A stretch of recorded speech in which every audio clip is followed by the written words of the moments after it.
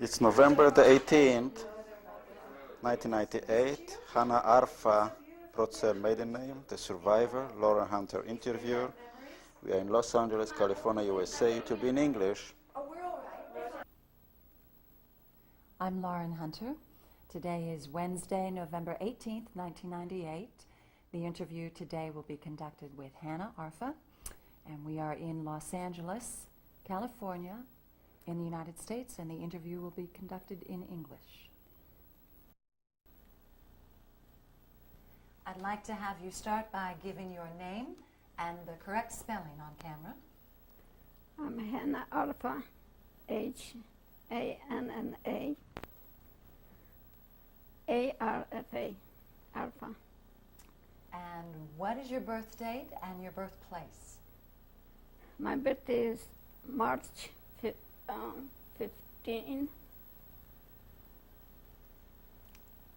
1990.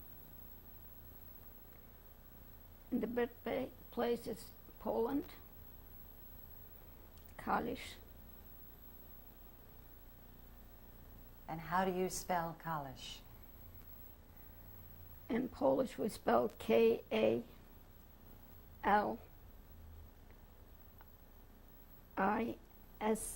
Kalisz. Okay. And what was your name at birth? Hanna. And your maiden name? My name, the maiden name, Procel. Procel. Okay, thank you.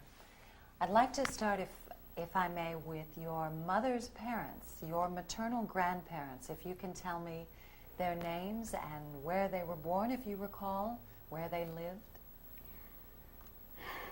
My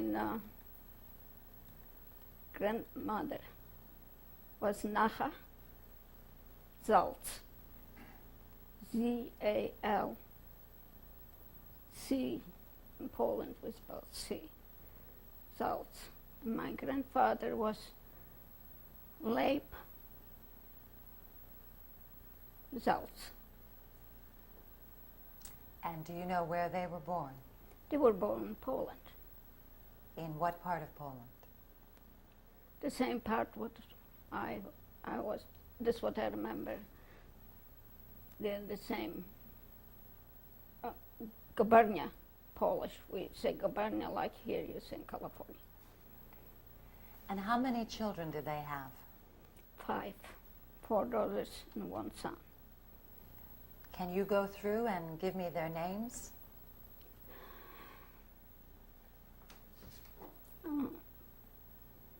My mother's name was Rikal.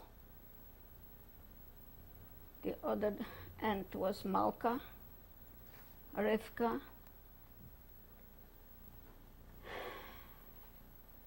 and Miriam.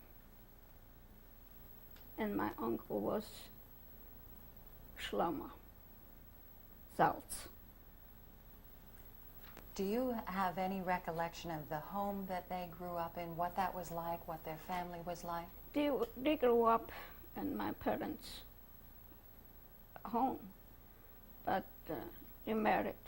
My youngest daughter, my youngest aunt,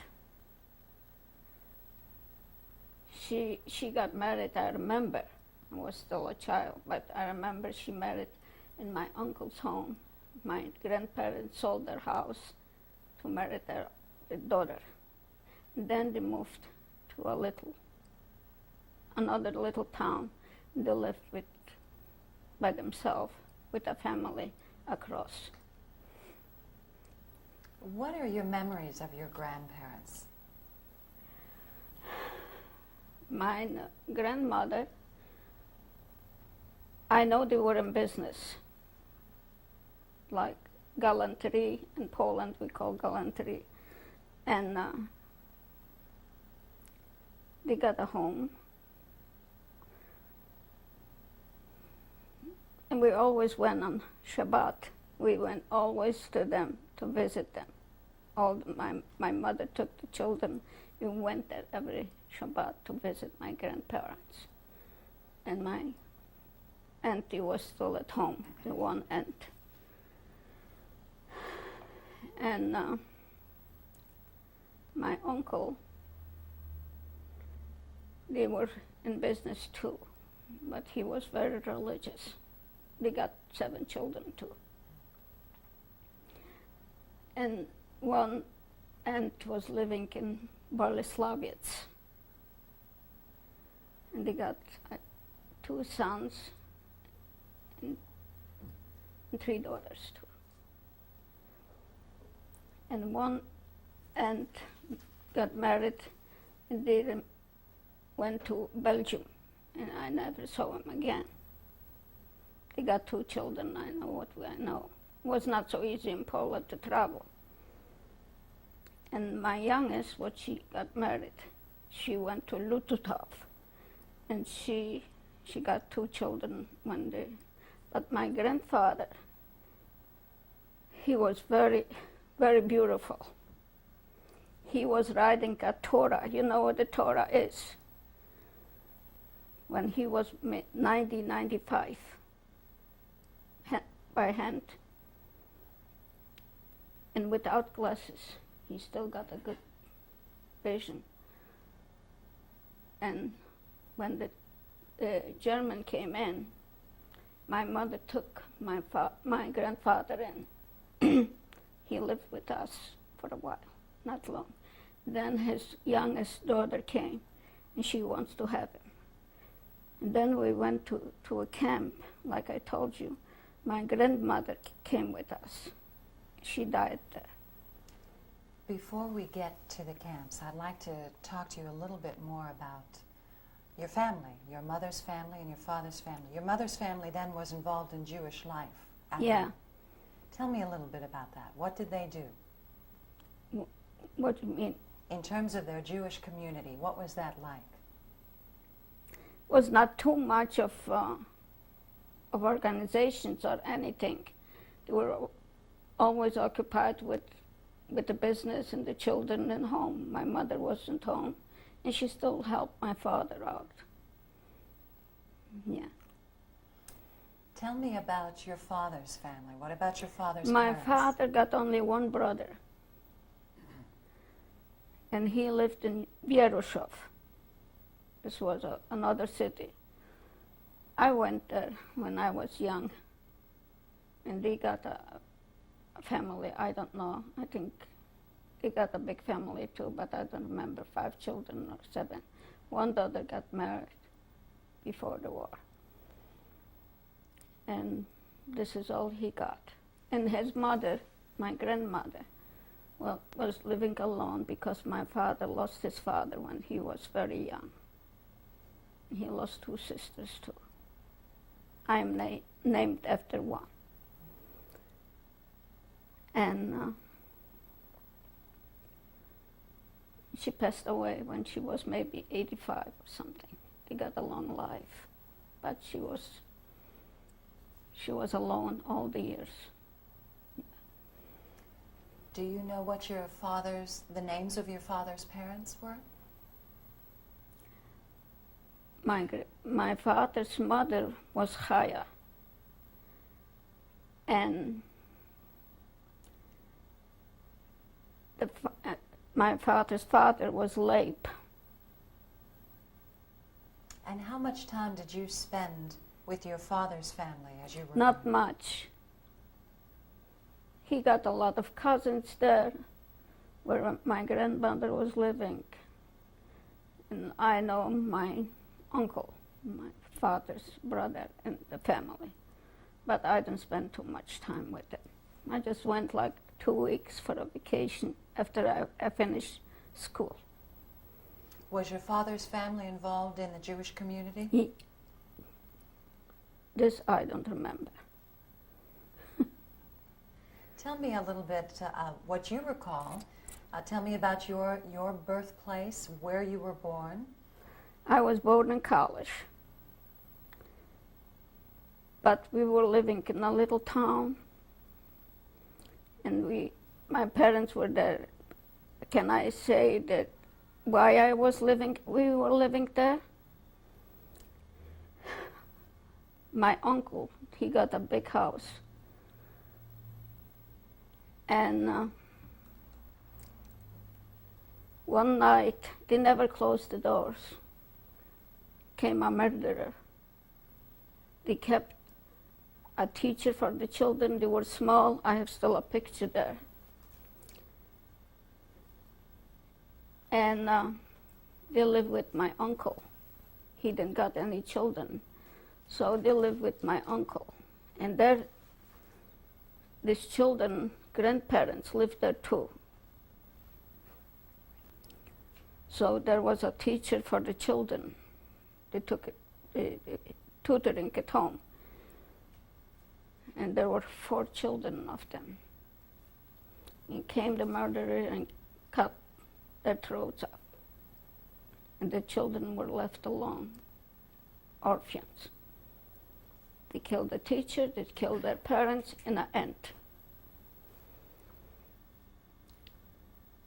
So after this happens, my uncle was afraid to live alone with his wife. So he wanted us to come there. This is what I hear. My mother always told us the stories. We came there and we lived there about till I finished school. Then we went to college with my sister, and my parents still were living there. And she got there the other children too. Then we lived to the war, when the war broke out. Tell me about your brothers and sisters. Can you go through your siblings and give me their names? My older sister, I have her still on the picture because these children got an uncle in New York. When this was happened, he wants the pictures from the children. So they sent him this, and my sister was still a young girl, and she was in the picture with these children. So, and my older brother, he was active in football, and we live in a Gentile community. There was not too many Jews there. I went to school with all these children, and we respect them. They respect us too. We never got any problems with it. But they know that we are Jewish. And we went to school. We finished 7th grade. And then I got another brother. He was still in school. He is now in the valleys, lives in the valleys. And, just business like here, not too big business. And after my brother went to the army, to the Polish army, the older brother, it was small. And he came home from the army, and he went to learn a profession. He was like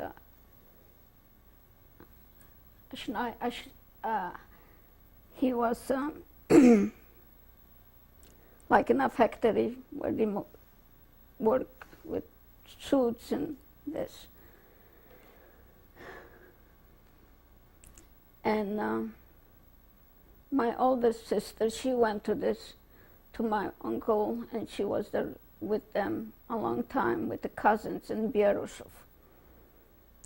And my sister, the older one, the second, she went to learn making dresses, and and I learned a little bit with her. But after I finished school, I want to know embroidery. I liked embroidery. I went to my cousins and I learned their embroidery.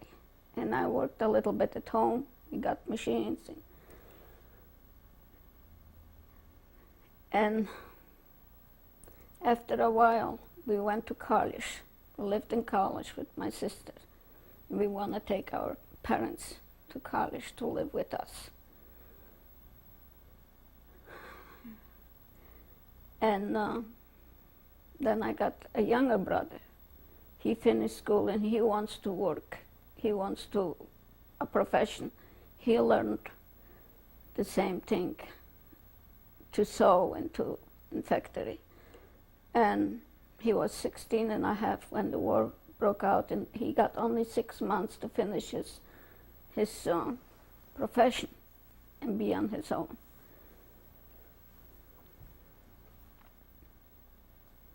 And my younger brother was still young. He was still at home. His name was Moshe. Can you go through how old they are, the names of your siblings in order? I could not remember all of them. No. I can remember my brother, what is here in the valleys, he went to the army, but he didn't finish because the war broke out.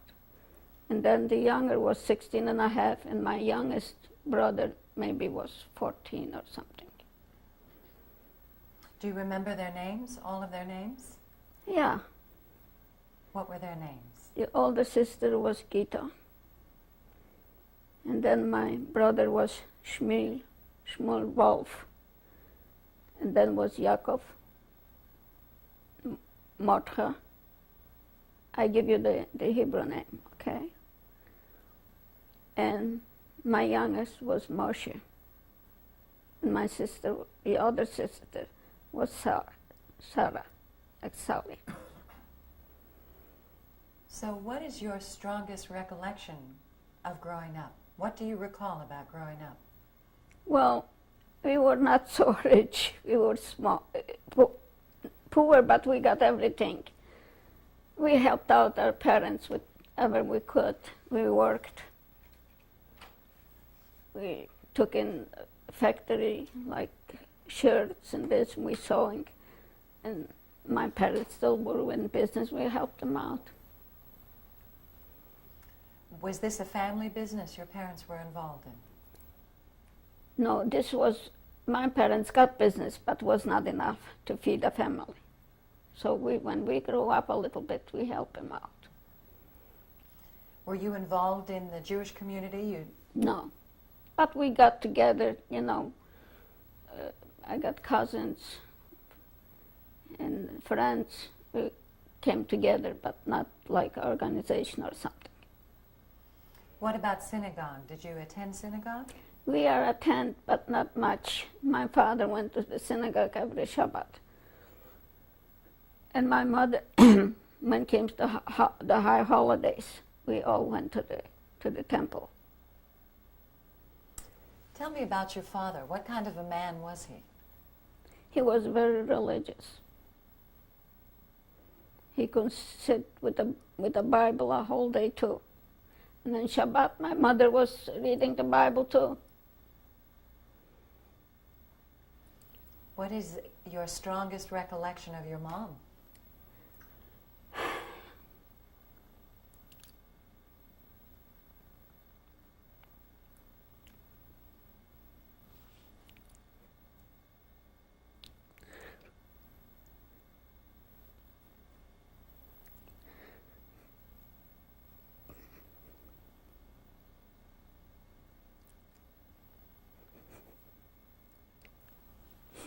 My mother was a very good. She helped everybody. She was like an angel. Whatever she could, she helped.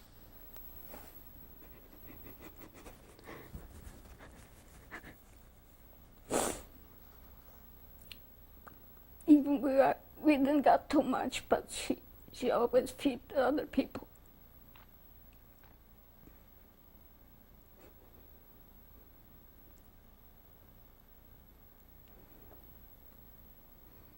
That's what I can. Did you go to school when you were young? Yeah, I went to public school. And were there other Jews who went to school there? Just my cousins. And the other people were all Gentile. you went to school for how long? 7 years. There was we got to go to school. For 7 years. We got to finish 7th grade. We were forced to go to school. Yeah. So when you came home from school, and in the afternoon or the evening at home, tell me about an evening at home, what that would be, a typical evening at home. Well, we always got dinner together, the whole family. And then we got homework. But was not a recreation or anything, just at home. But we were a family. We always play at home. My father, we entertain each other. But on Shabbat, we went to our cousins and we got friends, we got together. We were dancing and singing. Yeah, not an organization like here. So how did you feel that Jews were accepted when you were growing up? Not all the time so rosy. They were all kind of anti-Semitic too. But we got along. We were respected. They got nothing against us. Did you ever have any personal experience of any anti-Semitic behavior? Not especially. Not with the people I went to school. And there were Poles who were very good to us too. They always helped out. What was the language that you spoke at home? Yiddish. Did you speak Polish? Very little. Very little Polish. So when you went outside the home, you were able to use Yiddish to communicate? Yeah, yeah. And we speak Polish too when we went out. Yeah. So did you have any inkling that there was an anti-Jewish sentiment, that there was Nazism on the rise? When were you first They aware? were not Nazis, but they were against Jews. The younger people, the older were nicer as the young people. How did you know that? Well, they called, they throw rocks on us. They right away, they knew it, that we are Jews. But not special that we were harmed. But I heard the pogroms later on. There were pogroms in Poland. We heard about that, and we knew it. We are not accepted. How did that affect you directly? Do you recall the first time or any incident when you suffered that sort of mistreatment? Well, we knew it about, but we didn't suffer so much. But we knew it what's going on already in Poland. We heard about Auschwitz, the building. We heard there was a woman, she, in another city, she forbid the killing, like here, for meat or for this, because the Jews got a different way to kill the animals. And she forbid this. So we knew it's no good anymore in Poland. And how did you respond to that? How did your family respond to that? Well, they were very upset, but we can't do anything about it. Was there ever a consideration to move? Well, we got no choice. We got to move from one city to another. That's all what we could do. Tell me a little bit about when you became aware of this and what you did, what your family did. Nothing. Can't do anything about. We could not rebel or anything. Why? Well, they were against. We were in a city or in a country, and we couldn't do anything. The people, what we knew, they are not so bad. It's just what's going on in the government.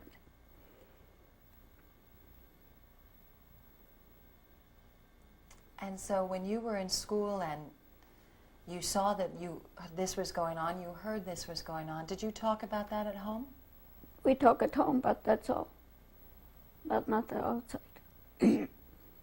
And what did your parents say? Well, they were upset. They knew it's no good to live in the country like this. But the president was not so bad for the Jews. So the government was not too bad for the Jews. We still couldn't live, was free everything, we could move around. But there was anti-Semitic, but they didn't like it. And so when did that change? When the German came in. Tell me about that, when it was and what that was like. What are your personal recollections of that? We came back to our parents from college. And when we hear that the German coming, we came back to our parents. We want to be with our parents together. This was in 1939. And the first thing they came, the first day they were in our place, not in our place, but in our little city. And they started to shoot anything they saw it.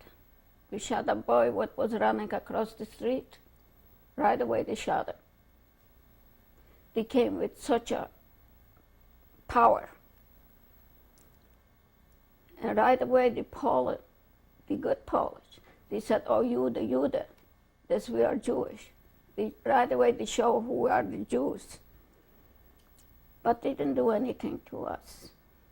And they went farther down, they went to college. College, they took it without a shot, because there were a lot of German people, the Volksdeutsch. They came in, they told them everything what's going on. And they took it over right away, college. And we never went back. So what city were you in when the Germans came in? We went with their parents in Ostrov Kaliski, they called. How large of a town was that? Well, was like a village. I don't know how many people. I don't recall anything like that. And how did the Jewish community respond? Afraid. Very much afraid. We're going to take a break to switch tapes. Okay.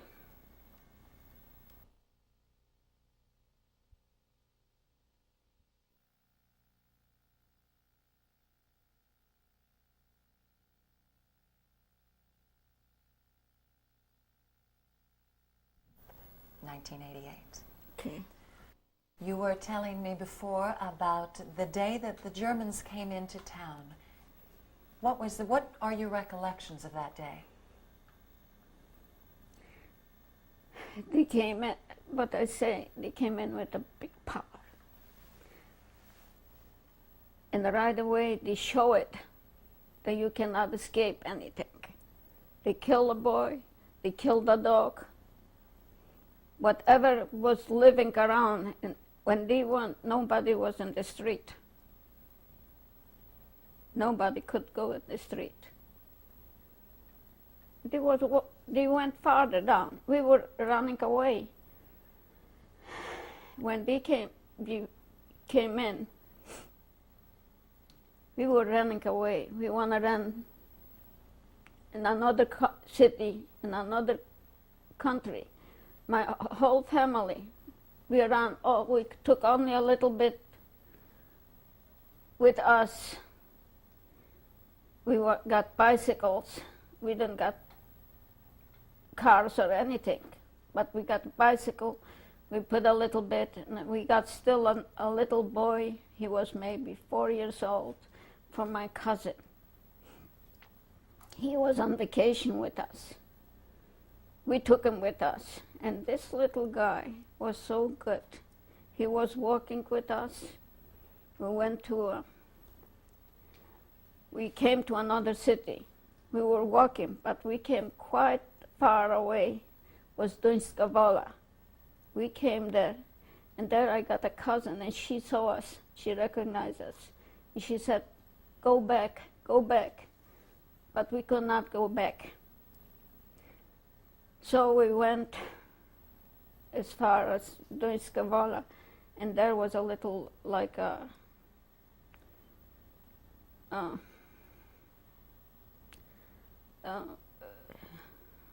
park or something. We saw a Polish soldier shot, laying down. And then were other soldiers, Polish soldiers, and there was a Jewish soldier. He said, kids, go back, children, go back. The Germans are faster as you. You can never escape them. So we turned back. We went back to the village. We got a dog. We went to this uncle where the children were there. They shot the dog. And this dog, they want to feed him. He was hiding under a bed. He didn't came out for a whole week. Took us a week to go and come back. When we heard he came out from under the bed and he died.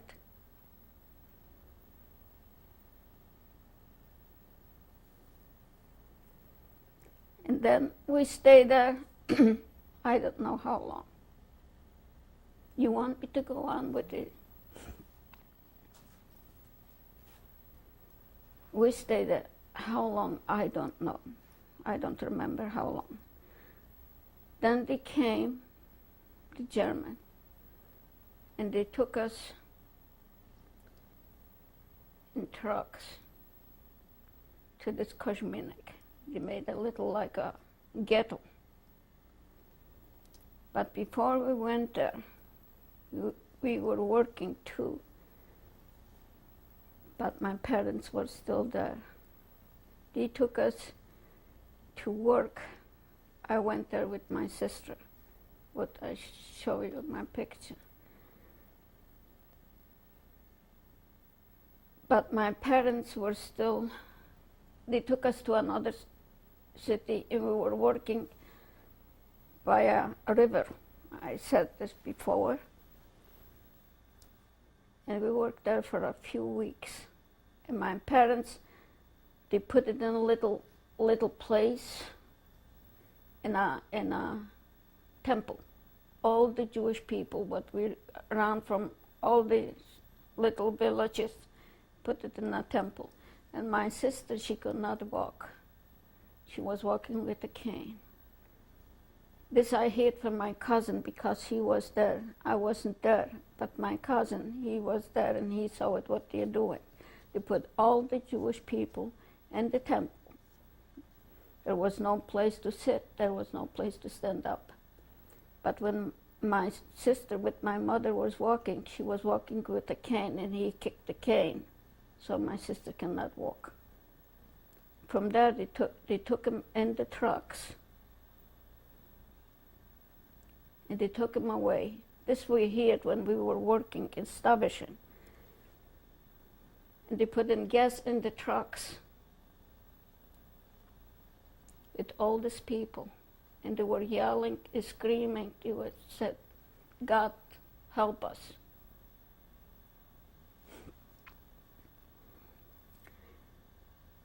And they all died in the trucks. And they took him to Helmno. My mother and my sister. And they throw him in a river. And we knew it about because the people came back with the trucks, empty trucks, and they told us what they did.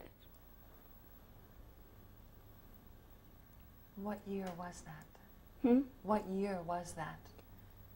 I think it was already 40, the beginning of 40.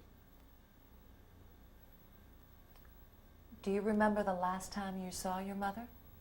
I remember, because when I was working there with a few girls were there, establishing, I don't know how many we were there. And there was one girl, I was a friend with her, and they got a bakery before the war, but they got to give it back to somebody. And she always went home to her parents, and she took me with her. And she went to this bakery because we don't got food enough. So she got some bread and things. She gave it to me too, and I went to my mother and my sister to bring them the bread.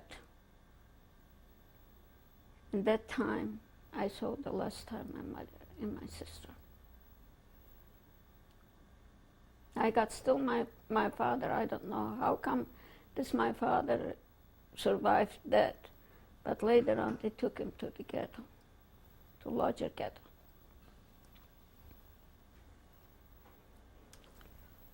Yeah, ask me. How did your family separate? You were originally together and then you were separated. Yeah, Tell me about that. This what we said. My brother, they took my brother to, we were in cosmetic. So my one brother, they took him to Opatuvek and he worked there.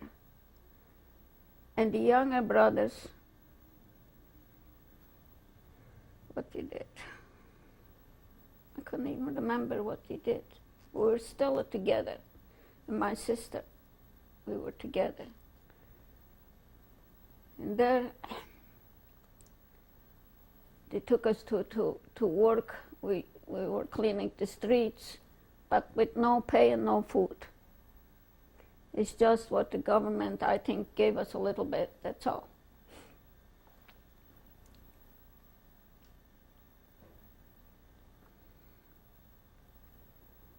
What else? I have to remember. It's hard to remember. So, when they took us to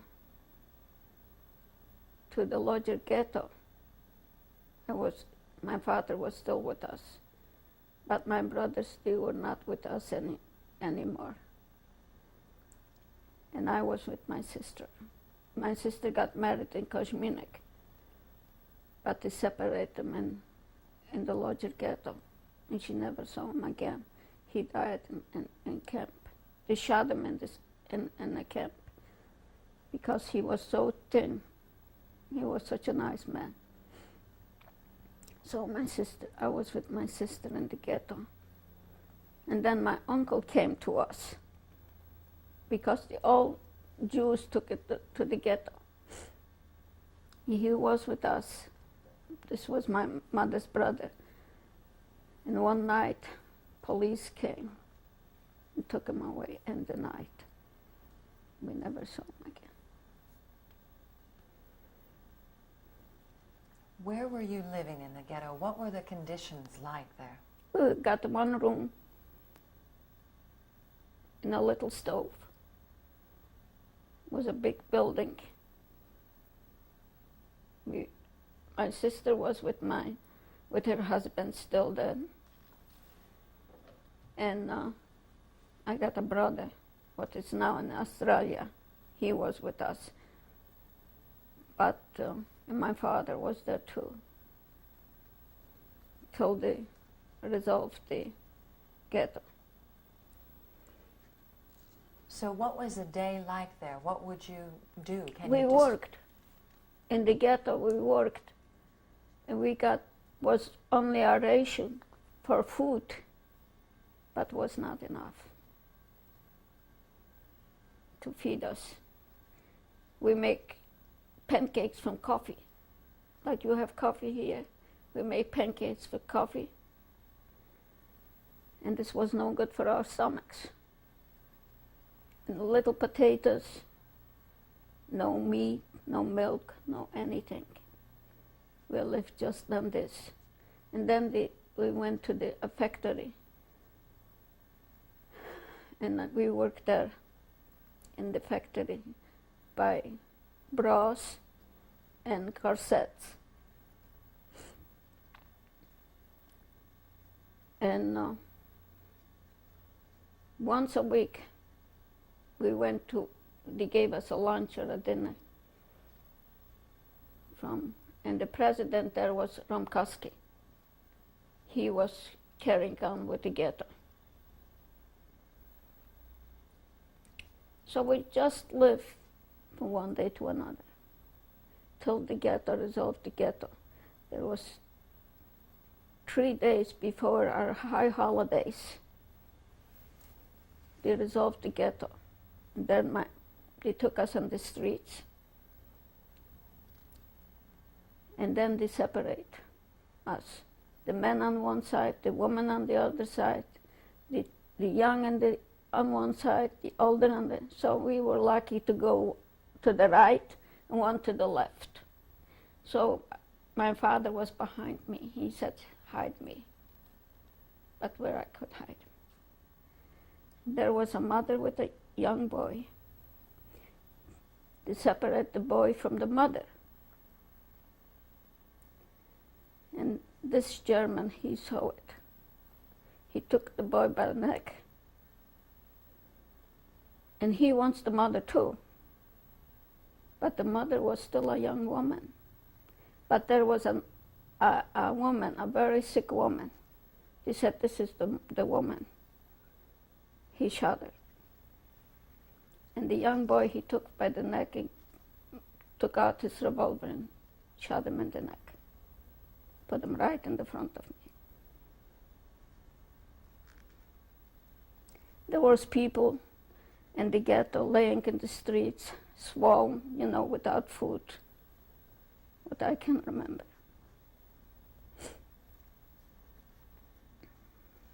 How old were you then? How old were you then? I was, I think, about 22 or 23.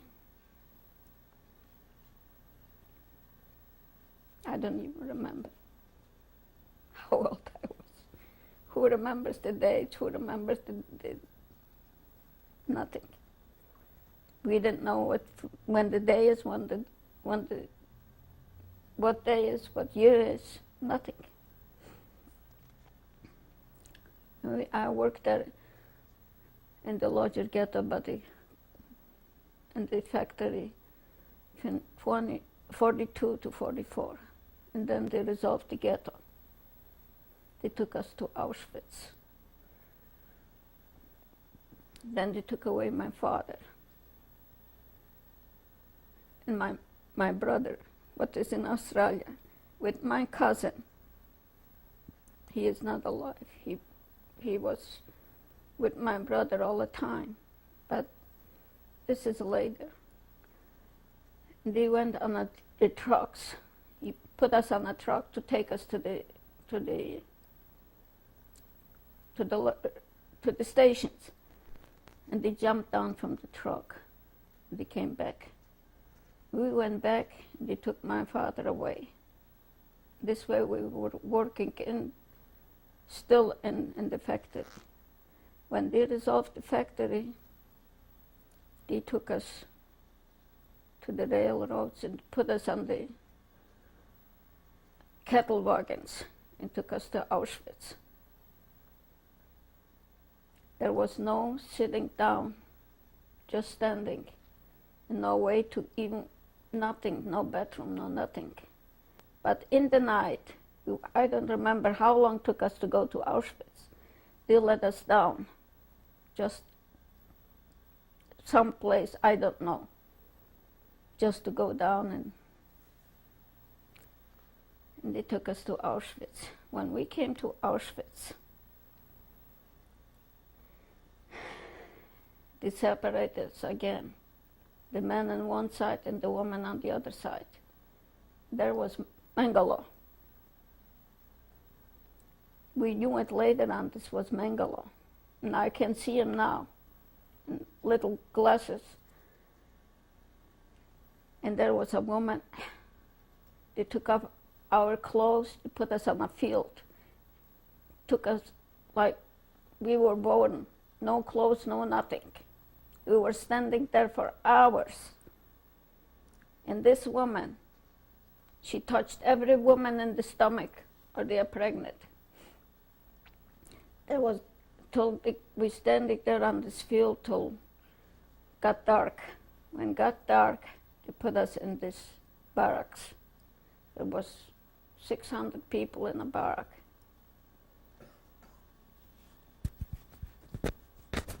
And without food the whole day, without anything, any water, anything.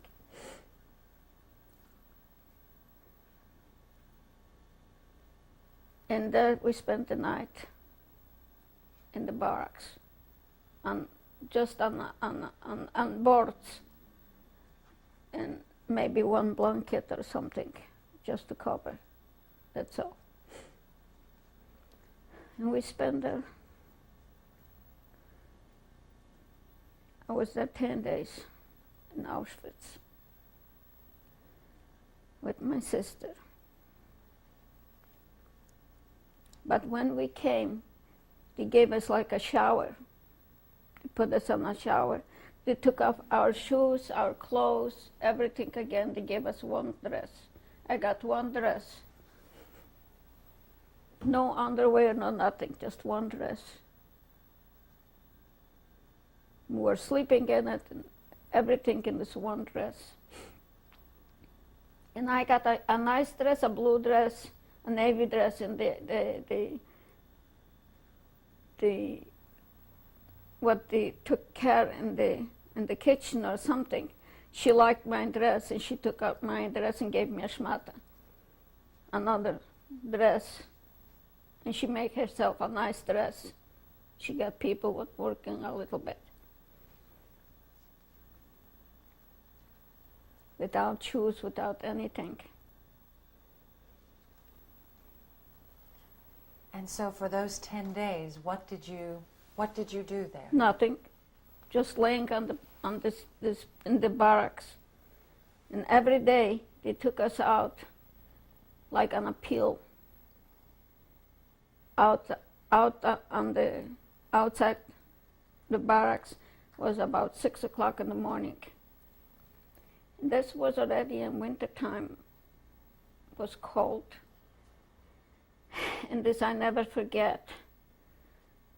Because one older lady, she could not go to the bathroom. So she did it where she was standing. And when they were counting us, how many we are, there were 600 women in one barrack. And she beat her so much. She beat her up so much. And she said, everybody on the knees. We were sitting on the knees for 2 hours. Just on the knees, on the ground, till 8 o'clock in the morning. Because of this woman.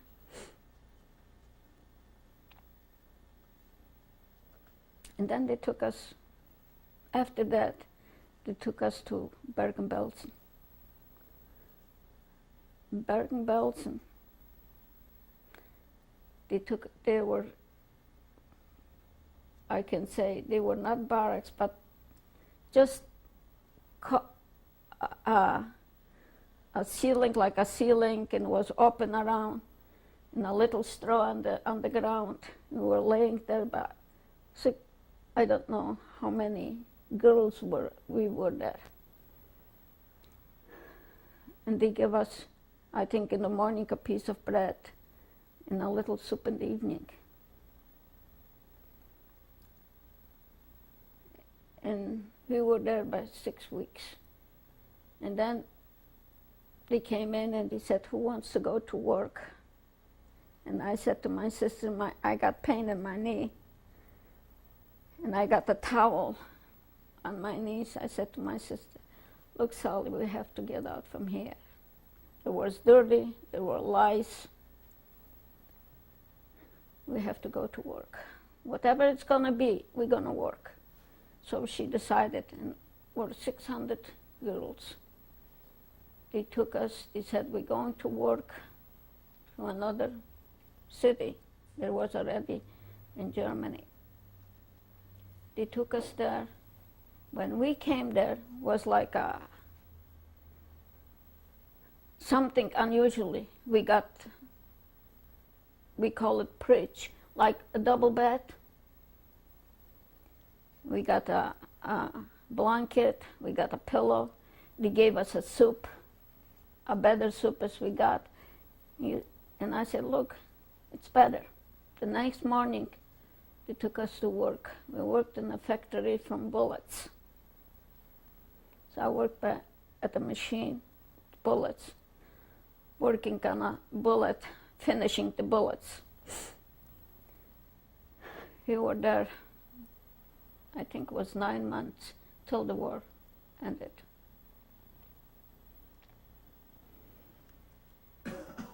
Tell me a little bit about, I want to take you back to Bergen-Belsen.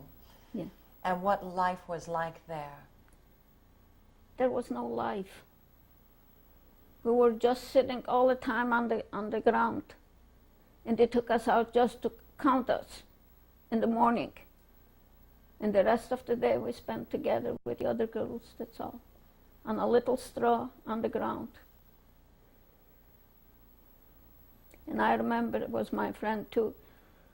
She went out someplace and she took it, I don't know what she took it, or a carrot or a kohlrabi or something. And he saw her. And he beat her up so much. I never forget that. She is not alive anymore either. There was no life. There was no life. We didn't know anything about life. We could not go any place. We didn't see anybody. But we were together, all this.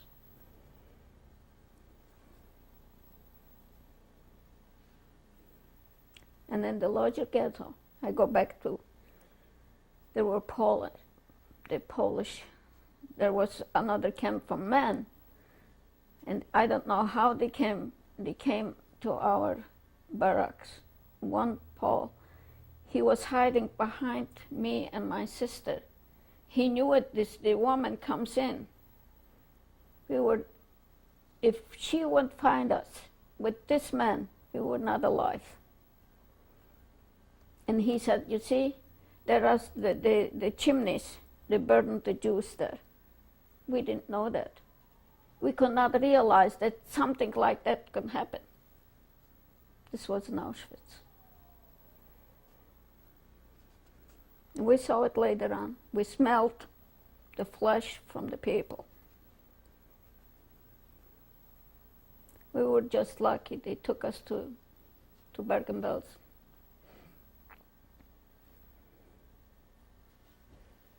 How did you know what happened to your family, and how did you know what happened to your friends? How did you find out what was going on? In the war? Mm-hmm. There were people who knew. In the war, we didn't know. We knew it, like in the Lodz Ghetto, we knew it. My brother was there, and he worked in another place. So he came once a week to visit us. He didn't got enough food, but he brought us a little cottage cheese or something. And the next day I gave him back. He came the next time, he said, why did you give it back? He was mad, so we gave him back the food. So we knew it. We knew it, they liquidated the ghetto, we knew it, so we knew it. The people were still alive, some of them, and they told the story. They don't kill everybody in one day. My brother was there when they were burning the people. There were our friends there too. He saw it, they put them in the oven. They were alive. They were still alive when they put them in the ovens. So he knows. He has a big story to tell. He went through a lot. And my brother in Australia, he was so sick. He was packed in cotton because his flesh was just like infection. But there was a doctor and he took care of him. He survived. Then he was in Germany after the war too. We were in Germany after the war. What years were you in the Lodz Ghetto? What? What years? Was from 42 to 44. I was there. 1942 to 1944. Did you have the freedom to walk around? Did you have... We were free. We were free in the ghetto to walk, but not past the ghetto. Yeah. We went to work, and that's all. There was nothing else. Were you assigned any kind of identification, any number there? And they gave us numbers with a coat, and not pleats, but stripes. And they put us in numbers, but I don't remember the number. I got them still after the war, but we don't think about to keep it.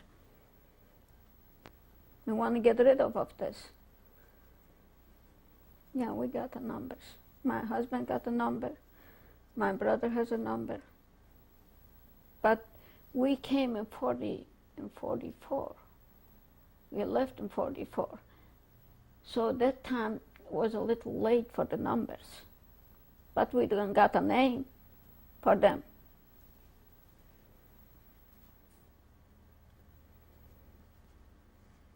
That's it. And when you were in the ghetto, did you have anything from your home that you had with you? Anything that your family had with them? We got a pillow. This is what we can take with us. How much you can take it? A pillow, maybe a dress or 2 dresses or a pair of shoes. We got in the ghetto. In the ghetto, we still got a little clothes. But and when we came to Auschwitz, they took everything away. And before you came to Auschwitz, when you were still, you had mentioned before that you were running, that you were trying to escape. This was right in the beginning of the war. This was the beginning of the war.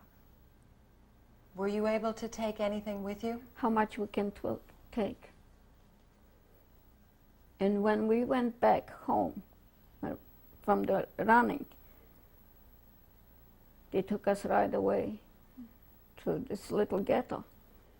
We took a little bit with us, and later on they took everything away from us. They took away gold, they took away everything you got. We're going to take a break to switch tapes now. Okay.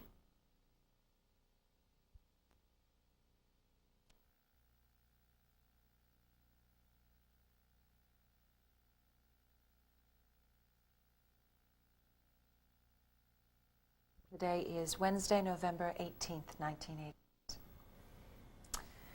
We were talking before about your family and the ghetto and what was life like there. So maybe you can tell me a little bit more about what happened to your family, what happened to your mother and your father and all of your siblings, if we can go through that with as much detail as you can recall. Well, my mother and my sister, they took away from Koshminek. I told you they took them on the trucks. They gassed them in the trucks. And I don't know that my father was still with us. I cannot recall because he came to the ghetto with us. And I don't know how he survived. I could not remember. But he was with us in the ghetto. This is what he took him away in the ghetto.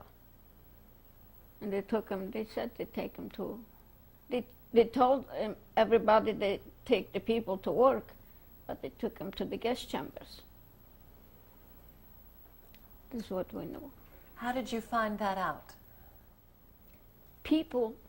There were people still living in the ghetto. The ghetto was like a city. But you cannot go out and not go in. You cannot hide it. So people were still alive where they came. And they told the stories.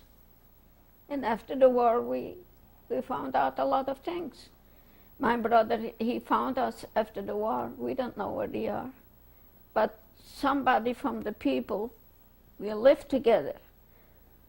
They went where my brother was, and he told them that we are alive. He came to Hanover. He found us. And the other brother found us too, in Hanover. And I got married in Hanover. Yeah. Well, don't get to Hanover yet. We're going to get to Hanover soon, but I want to go back to the ghetto as well. So you were living with whom when you were in the ghetto? With my sister, my brother, and my father. My sister was married. She lived with her husband too, in one room, all of us.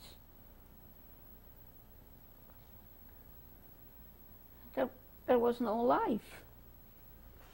Was there ever any sense of Jewish identity there, that you were having you were able to go to synagogue? No. Was not allowed to in groups. You cannot stay in groups. Everybody was staying in their own little room or this. We never went out any place, just to work and back. That's all. What is your strongest memory of your time in the ghetto?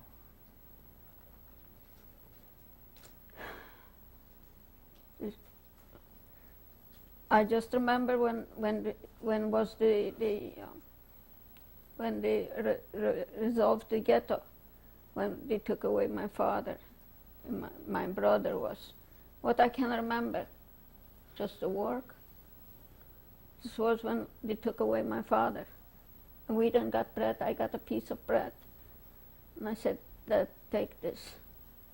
He didn't want to take it. He said, what you gonna eat? I said, I survive. I'm gonna have it. But all he ate, I don't know. I gave him my little piece of bread.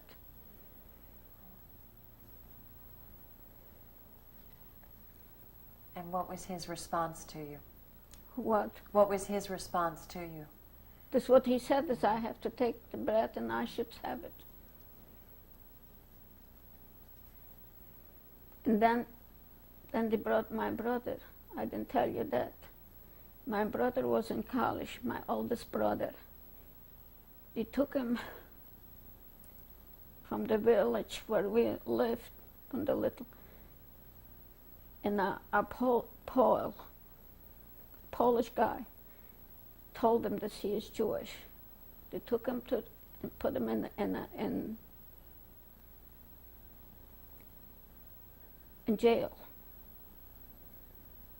When we were in the ghetto, they took everybody from college, brought them to the ghetto too. So my brother came. There was 20 boys.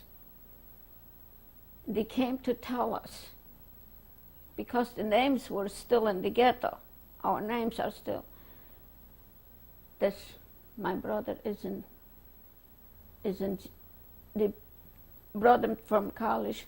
They put him in a little room. There was police watching them, 20 boys. So I went there to see him, and I took a piece of bread too, and I gave him.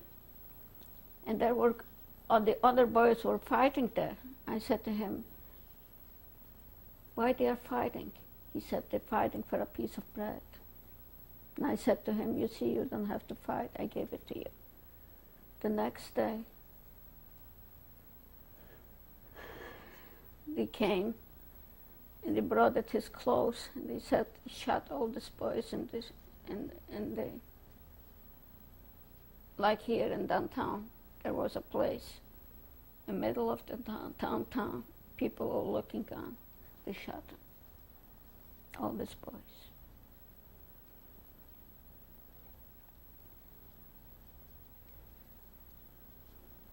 How were you able to get up every morning? Where did you find the strength to keep going? We don't got the strength. We got to do it. The life was going on. You felt that you live. And you have to go. You have to do it. We were young. We don't think we're gonna die. Today I think about. But that time, we don't think about it. So we went, we came back, and this was the life in the ghetto. We were looking for the next day, we get the potatoes, or we get a piece of bread, or something like that. We didn't got money in the ghetto. We got money, what the ghetto money. For this, we could buy something, but very little. The people what were working in these places, by potatoes, by bread, the bakeries, they got, but we didn't got it. Describe for me what the ghetto money was like and how that worked. I cannot even remember the ghetto money. I asked a lot of people what kind of money we got, and nobody can remember. There was some kind of money, but was worthless. Just in the ghetto it was money, but outside the ghetto you could not do anything with it. We were on a racial, ration they call it, but they gave us a little potatoes or bread or something. And how did they hand that out to you? How were your rations? We went to get it. What was that like? Where did you go and who handed it to you? They were people working there. This is what I say. The people what working in this, they got more food as we got. When you work in places like this, you always take home something, don't you? Don't you think so? They do. So were you given a specific ration every day? I don't remember, or it was a week or a day. I think by the week we got a little bit. It was not enough. I remember my brother was sick, and I got 2 potatoes, and I put it on this and make a soup from it, and 2 potatoes. And he was very sick too. There was no medication, there was no doctor to go. But he survived. Life is strong. You want to live. That's it. Did you ever wonder why God allowed this to happen? We did. Till today, I still tell my children, where was God? There were rabbis, very famous rabbis. There were very good Jews, there were very good people. Where was God when He took away the children and put them on a truck? They took them by the feet and threw them on the trucks. Where was God? Today they pray, God, Messiah is going to come. Where was God? They took away 6 million people. There were good people in it. Educators, everything. Not only the Jewish people. There were the young students, the Catholics. They were running away too. I saw them running away. They said, where are we going? They don't know where they're going either. And this long suits, students, Where was God? You cannot even imagine things like that. They were very educated people, the Germans, very intelligent people. How they can do that?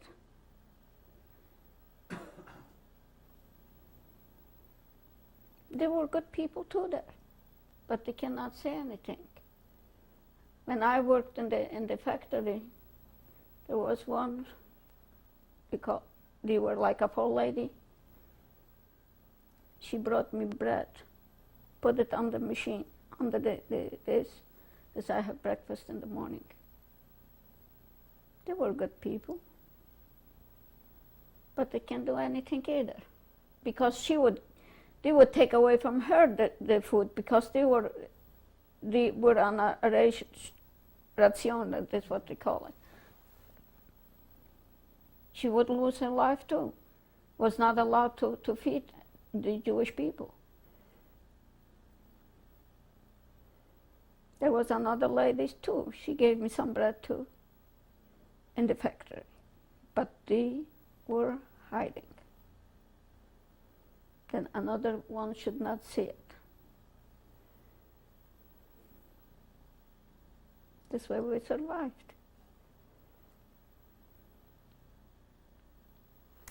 You went back graciously and talked a bit about the ghetto. I'd like to go back to your memories of Auschwitz as well. Okay. Whether you knew what was going on there and how you were there for 10 days, what that was like. No memory, you know. No, you don't think about it, anything. Your memory is gone. You just looked what's gonna come and who is gonna come to take you. But no future. No memory that you're gonna be out of that. The same in the Lodz Ghetto. You don't think what's gonna be, that you will survive or anything. You just live like an animal.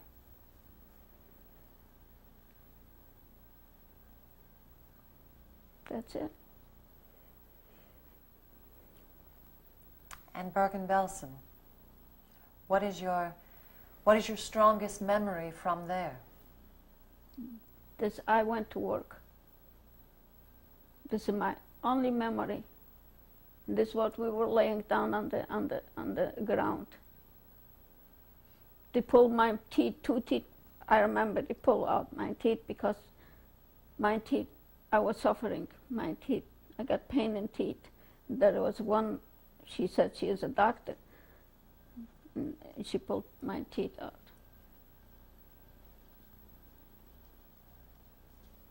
And there was no thinking about. Was no, you can do anything. That you make plans on something. You got no plans to make. Nothing. Just like an animal. Even an animal, they take better care here of animals. No doctors, no, nothing. Just nothing.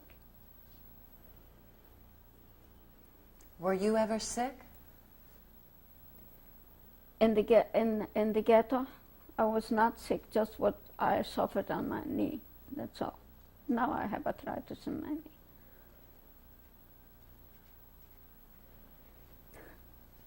And when you were working in the factory, and you had people who gave you some bread? That this is what I say, they were feeding us a little bit in the ghetto. This is what we got. But the German didn't pay us for the work. We worked from, I think, 8 o'clock to 5, 6 o'clock in the evening. And the German came in and watched it till we work enough, with enough work for them. I think his name, the factory is still in Germany. I think the factory's name was Krupp. He still is in Germany. And once you were done working for the day, then what would you do? After the work, just went home. Sometimes we got dinner and sometimes we didn't got nothing. Dinner. What dinner? Scrapes. When do you recall first hearing news about liberation? In the factory. This lady, what she gave me the bread, she gave me a newspaper. And she said, hold on, the war is gonna be over. The war is gonna be over. And then, a few days before the war, they stopped feeding us. They closed the kitchen. There we got a kitchen to feed us better because they want us to work. But the snow was from here. We didn't even got shoes, but no socks. No, the shoes were like nothing. And sometimes you lost a shoe. We walked to the factory in the snow, in the cold. And there was another camp from the French, so I don't know, they were like in how you call it, like we were, gefangen, you know. You don't know what gefangen is, but this is like in a jail, you know. And they came to the gates, and they said, girls, the war is gonna be over. You see these planes going around? These are American planes. You're gonna be liberated in a few days. This is what we found out. And then we heard the bombs going on Berlin. We heard the, you know, then we knew it. But there was the Germans, they put in electric wires under this barracks. They want to kill all us. But the Hope Master,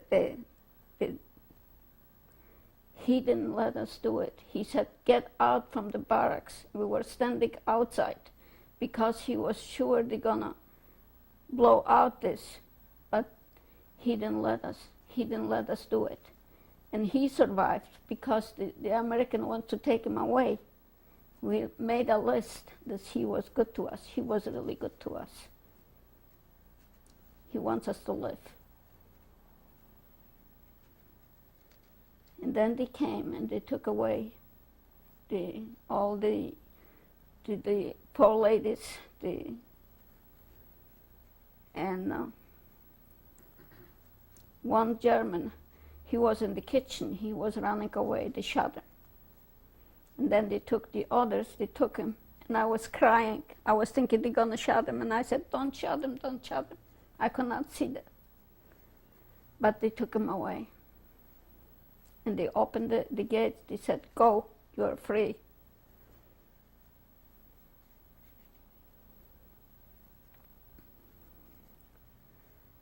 And what did you do? We went out looking for food. We went back to the barracks. And then the American put up a kitchen. They cooked for us eggs, rice with milk, because they knew we cannot eat too fat or anything. And they were feeding us, I don't know how long. Then they took us to Braunschweig. There was a city in Germany. There was other Jews there, other Jewish girls and this. They already, and we were still in a camp when they took us to a camp. We were there where I met my husband there, was Lera. We were there for quite a while. I don't remember how long. And we went to Braunschweig. We were there, we got our friends, a few. And then we went to Hanover. My husband went there by himself. I was still in a little room with a few girls, 6 girls or something were left. We took off. We went to Hanover by train, or something. I don't know how we got, we didn't get money, but I don't know how we got, even I can remember. But we went to Hanover. In Hanover, they gave us a hospital. They took out all the patient, and they gave us this hospital. We were there for a long time. I got married there. And there we were good because we couldn't go in the streets. There was, or that we were free to do whatever we want to do it. Where were you when you met your husband? They brought us to this camp where he was. And then he came. There was no women when there were only men, Polish soldiers, and he was the only Jew. But he went as a Gentile. And he heard us, we are there, he came. And this way I met him. Was in 45. Then we went to Hanover. From Hanover, we were there quite for a while. I don't know how long. And then the Jewish, I don't know, it was the Jewish welfare fund or was the UNRWA at that time. They took care of us. And they said we have to emigrate. Whatever he wants to go to Israel can go to Israel. He wants to go to America, we go to America. And I want to go to America. I want to go to America. And I came. I was married. I got already my son. He was 2 years and 8 months old when we came here with the ship. I don't remember the ship. I think was McCarthy. But I was so sick there. And my son was sick too. We came to New York. When the water went quiet, I got better. Just before New York, we saw the Statue of Liberty. He said, "This is America." Can you imagine to say you are in America? And they sent us right away. We came up from the ship. There was the Jewish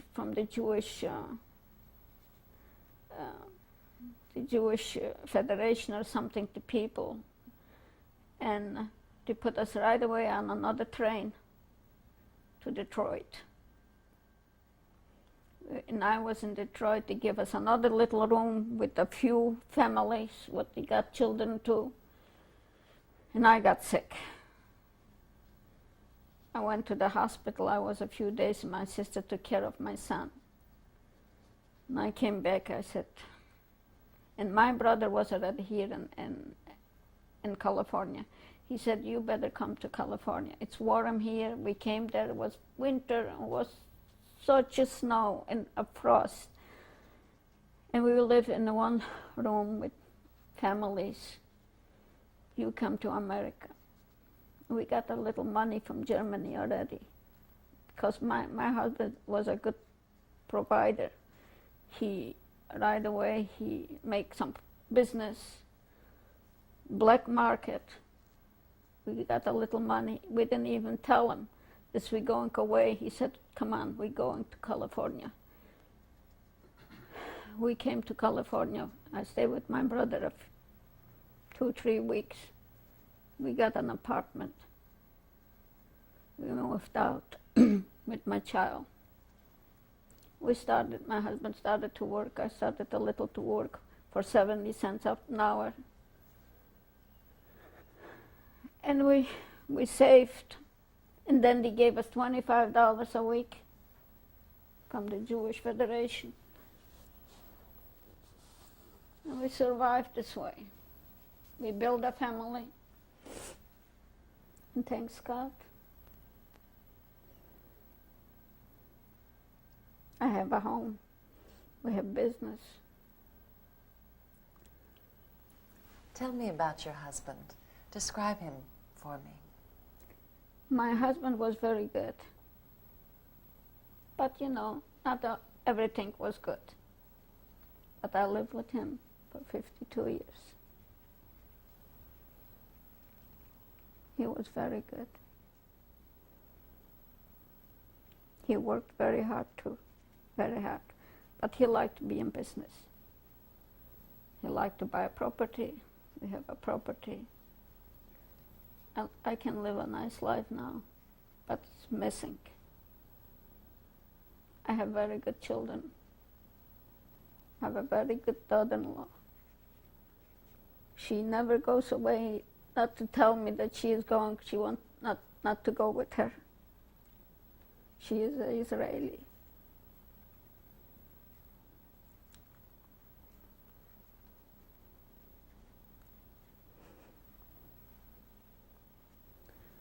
So that's life.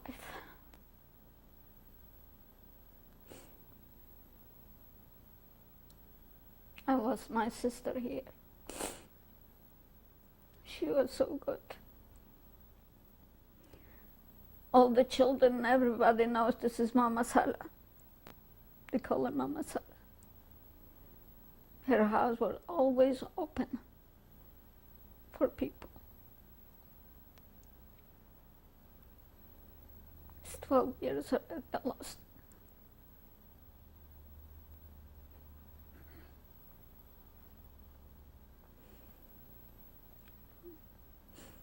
But we're still alive.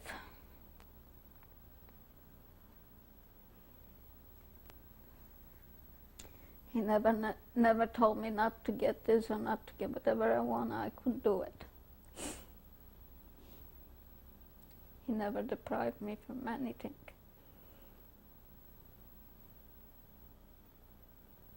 So he was trying very hard. He could live now, have a nice life, have nice children, grandchildren, but he's gone.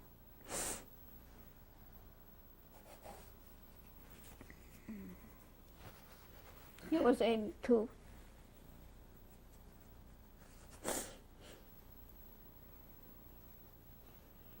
When you look back at your life and what you've gone through, do you ever wonder why you were saved?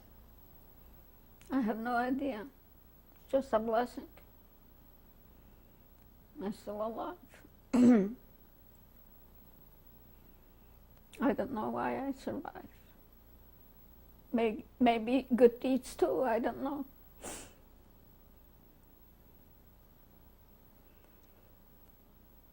I still remember poor people, charity. I did things to help other people.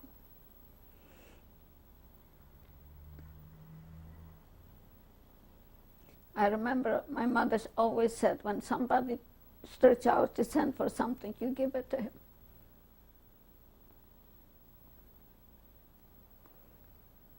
This is.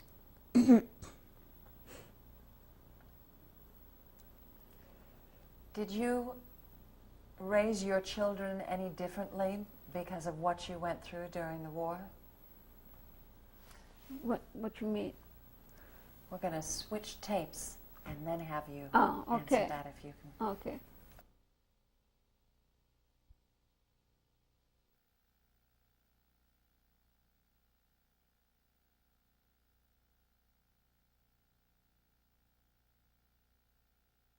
Araf, and today is Wednesday, November 8th, 1998.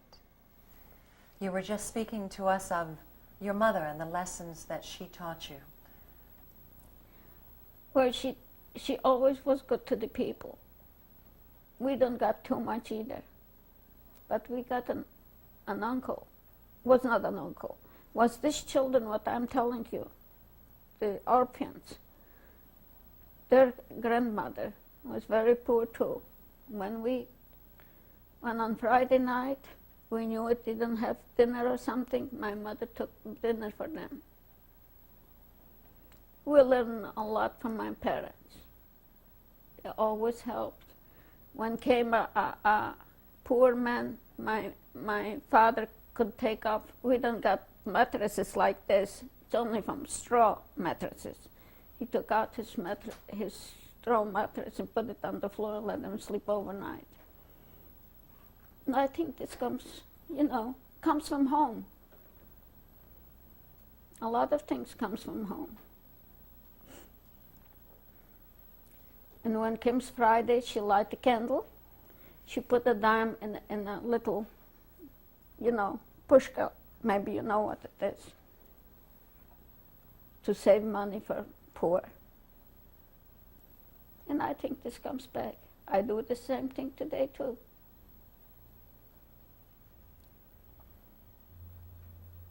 She always helped other people, even we don't got too much. She shared.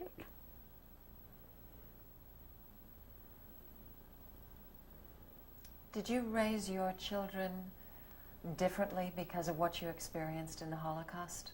No. My daughter, I wondered. I was with her, going someplace with her, and she saw it, a man sitting. He didn't got a leg or something. All of a sudden I see she takes out $1 or $2 and put it in her. I said, Faye, do you always did? She said, Ma, I do it all the time this. I learned from you. Once she told me she saw a woman sitting in a wheelchair.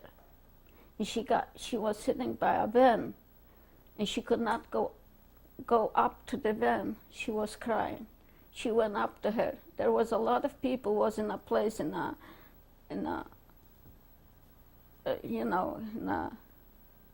where was a lot of stores, and she went up to her. She said, why you're crying? She said, I cannot go up. She helped her go up to the van. She told me. She said, all the time I do that. And my son too, my daughter-in-law, she does a lot too. They help everybody. My husband did the same thing. They asked for money, he took out his checkbook, he wrote a check, he gave it. And I think you learn a lot from home.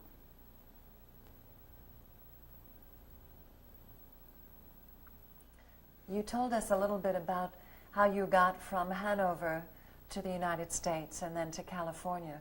What did you and your husband do when you got here? What we do it? Well, my husband was dealing a little bit with the people, with the Germans. He make money a little bit on the black market. And the Jewish Federation helped out. This way we came to America. This is what I make this passport. They made us. And we came to Bremerhaven. From there we went to America.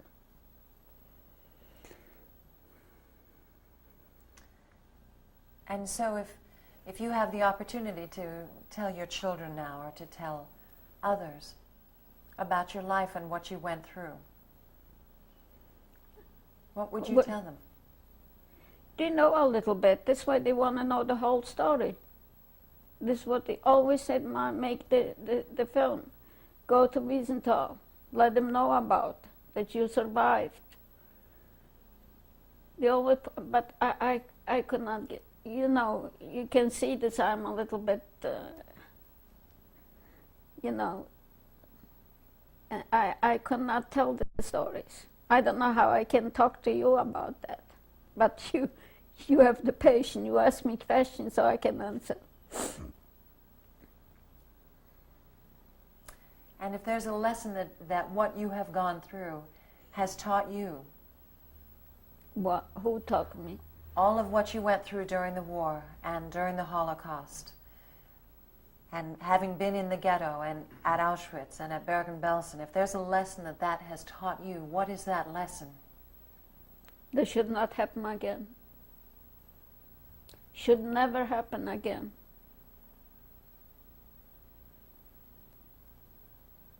And I think we are blessed to be in America, I tell you that. No country in the world can appreciate what America is. And I wonder if people don't appreciate America. You're a free person. You can do whatever you want. We never got this freedom. Never. Even in Poland, as good as it was, we didn't got the freedom what we have here. We are just blessed to be here. And if I see sometimes in television or something, how children growing up here, they don't know how to appreciate the freedom they have, the schools they have, everything what they have under the sun they can have if they wouldn't do it and live like human beings. We never got this.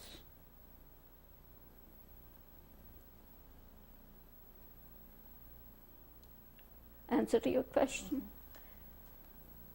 And how do you feel, how important is it now to you that you're Jewish? How important is that in your life?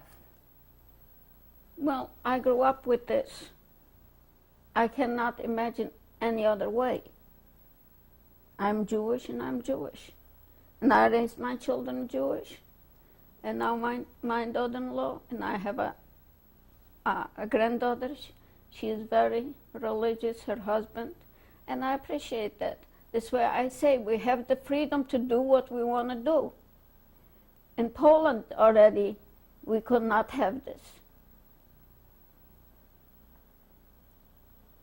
They don't let you do it in Poland. By the end, when already started with the Germans, they throw rocks on the Jews, they call names to Jews, they let the dogs out to hit the Jews. Here they don't have this.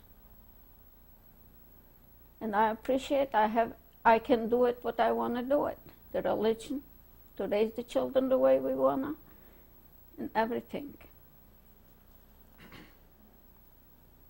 And that's what we appreciate.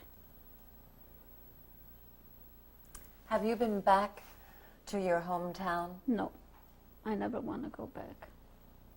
Wow. I have nobody there. I have nobody there. I have people what maybe they are not alive anymore. I got friends there and everything, but they would not even remember me. For what I should go home. Not even a grave. My grandmother was buried there. I don't know where she is buried. I never could find it. For what I go back there? And there, like every place, there are good people and bad people. We got very good people, very good neighbors. I grew up with Gentiles all my life. I went to school with Gentiles. We were together like this, but later on was different. Yeah. And is there anything else that you would like to share with us? I think I tell you all my story. Maybe I still miss it a lot, but I think you want to see the pictures, you can see the pictures. He said yes. Thank you very much. You're welcome. Yeah, this is a passport. When we emigrated to America, we got to have this passport. It was in 45. We got and we went to Bremerhaven. We waited there to take us to America. Who issued the passport? The like the city here, the how you call it, in Germany they call it, I forgot, like here the city council. Okay. Yeah. Husband and me, we were in Hanover that time. And so I can say How about the first and the last names and what year this was taken? Hanna Arfa. And my name is Hanna. That time I was Hanna Arfa. And this was in 45 when we got first married. Okay. And this was like my wedding dress. This is my sister, the oldest one. This is my cousins, what the parents, the teacher, and an aunt got killed from a murder. The little one was 18 months old. The oldest on the right, his name is Martha. This is his sister, Vega. And the left was Shlomo. And the little one is Moshe. Do you know? They sent this to his uncle in America.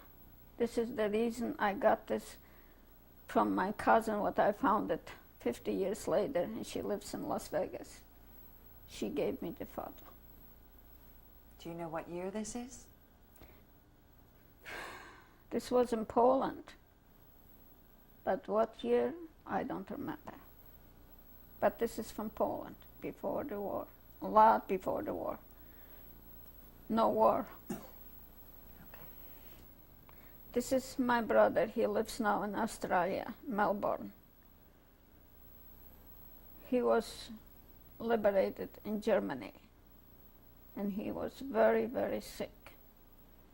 But he survived. And he went with his cousin to France. He was already a Schneider, how you call it. Tailor? Making coats in France.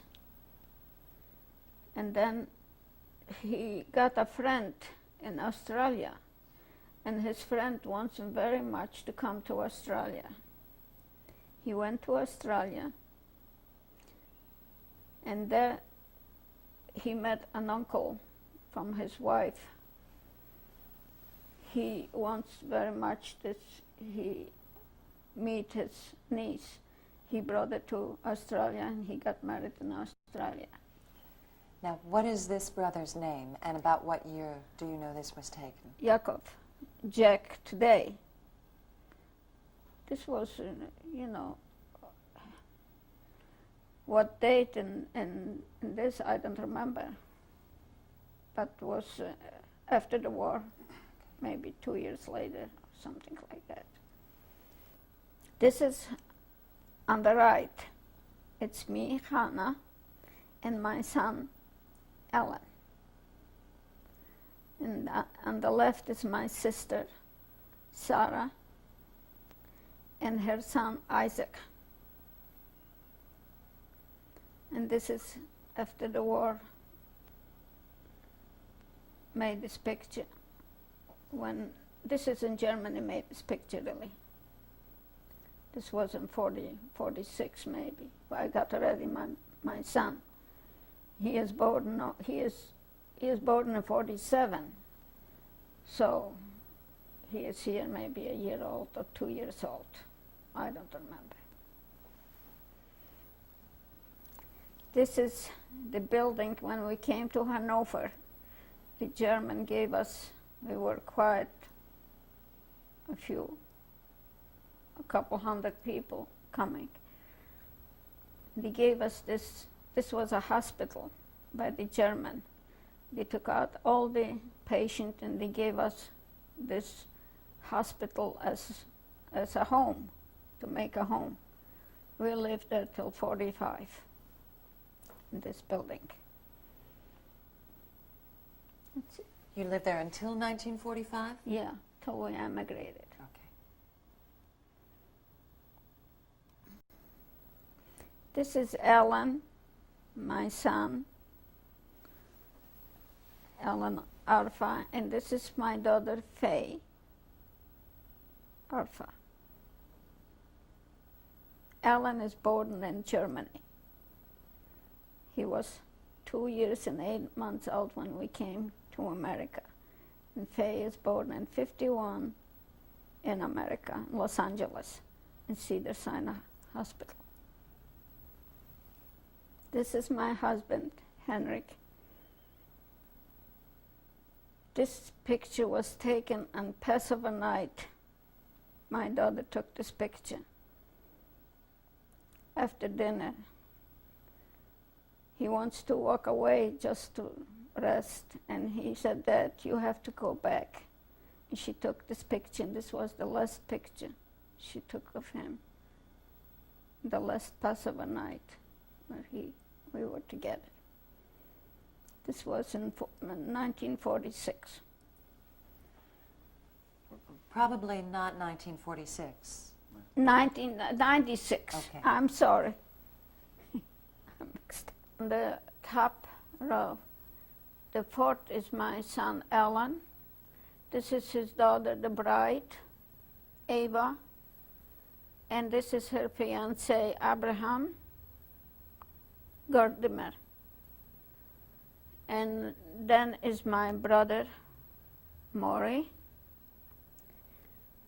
And there is Orit, my son's daughter. And there is the other Sharona, Alan's daughter. On the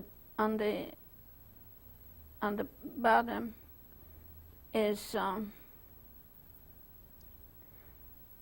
my husband, who is there? I cannot see it, and me. And this, and the little one is Sarah, the daughter of Alan. And then the blue dress is my daughter-in-law, Carmelite, and her mother, and her uncle, Haskell. I don't know the mother's name. And the year? I am there. I sat with my husband sitting to the right side. Do you recall the year it was taken and where it might have been taken? Was taken in New York. The wedding was in New York. And could be 92. I'm not sure.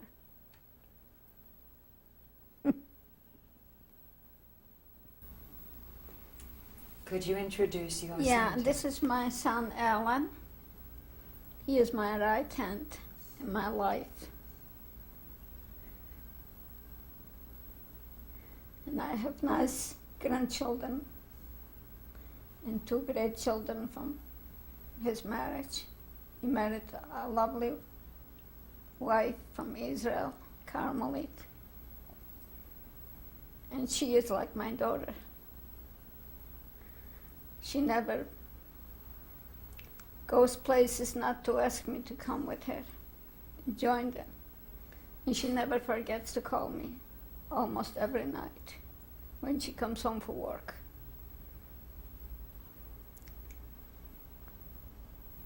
And now he can tell you. It's my turn, huh? We've had the opportunity of hearing your mother's testimony and what she has gone through. What was it like for you growing up with your mother being a Holocaust survivor? Well, I was always aware of what happened in World War II. I had a lot of interest in that period of time. I always watched the war movies and read material about people of that time. It always made me aware that, that there's a lot of things that can happen to you if you don't watch out, you're not vigilant as far as, people who want to bring back that period of time. There's still the danger of that period coming back, and you always have to be on the defensive that you don't let those people ever get the upper hand. And that's what one of our missions is, to make sure that never happens again. Has the experience of what your mother went through during the Holocaust affected the way that you have raised your own children? Well, I raised them in a more religious way than I was raised. I wanted to make sure that they were raised in a Jewish environment and education, and that they would be aware of where they were coming from, and who their grandparents were, and how they did, and how it affected my life, and just try to make them understand that they're somebody special. And has your mother's experiences, have those experiences changed your view of God? Well, from what I've learned, it looks like God must have had a hand in preserving her, and that's why we're here today. And I think there's God's hand working somewhere to kind of protect the survivors, and see that they, come up with new families and raise families and have children that are productive people,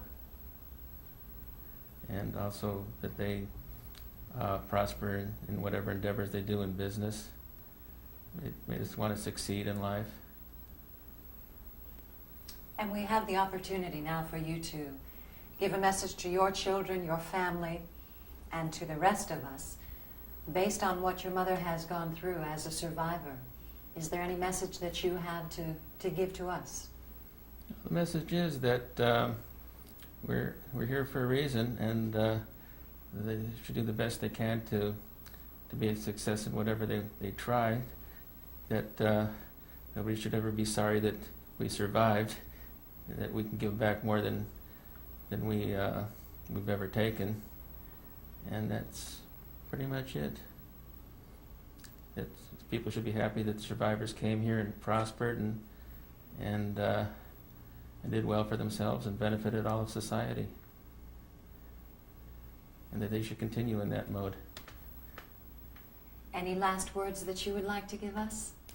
Yeah, I want to say that Sharon, my third granddaughter, she always asks me, and last Friday night, the coming Friday night for dinner, she asked me a lot of questions from my home, how we live at home, how religious they were, and she asked me a lot of these questions, how I survive and the way we will live.